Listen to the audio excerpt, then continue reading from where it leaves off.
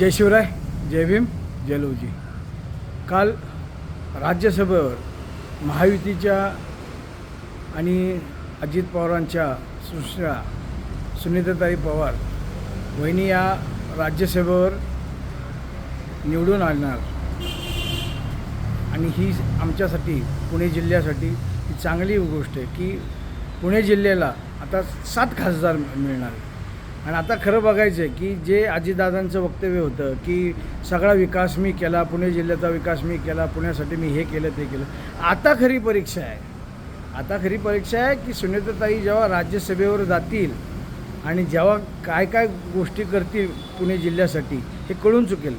त्यामुळं आता खरी स्पर्धा आता आहे की सुनीताताई आणि सुप्रियाताई ह्या काय काय काम करतात आणि कसा विकास करतात पुणे जिल्ह्याचा, त्यांच्या मतदारसंघाचं, हे आता कळून येईल.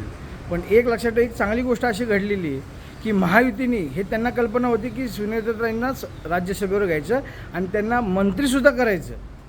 राज्यमंत्रीपद जे त्यांना आता NDA सरकारने दिलेलं आहे हे त्यांनी का घेतलं नाही प्रफुल्ल पटेलांनी, आता तुम्हाला सगळ्या लोकांना कळलं असेल की आता त्यांना राज्यसभेवर घेऊन त्यांना राज्यमंत्रीपद द्यायचं. ही सगळी व्यवस्थित अशी अजितदादांनी केलेली रितसर खेळी, पण ही अजितदादांना ही पुरी पडणार नाही.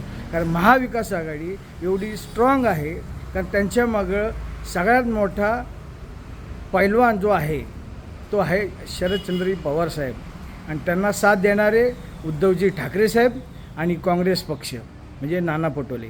हे सगळी लोक जेव्हा महाविकास आघाडीची एकत्र येतात काय त्याचा परिणाम होतो हे आता आपण लोकसभेला पाहिलेलं आहे. पण आता सुनीताताईंमुळे आता कळून चुकलं असेल राष्ट्रवादीच्याही कार्यकर्त्या अजित पवारांच्या की हे फक्त स्वतःच्या स्वार्थासाठी, स्वतःच्या घराण्यासाठी हे फक्त लढतात.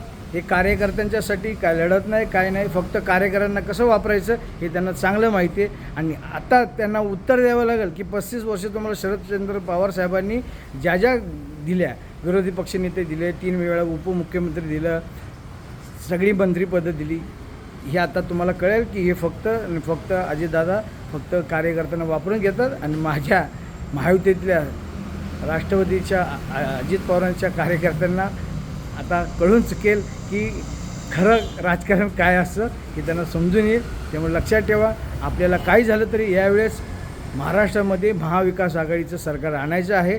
त्याच्यामुळे आपण सर्वांनी यावेळेस काही झालं तरी जिथं कुठलाही पक्ष उभा असेल पण महाविकास आघाडीचा जर उमेदवार असेल त्याला आपल्याला निवडून आणायचं ही आपली प्रथम जबाबदारी राहील. जय भीम, जय लवजी, जय महाराष्ट्र.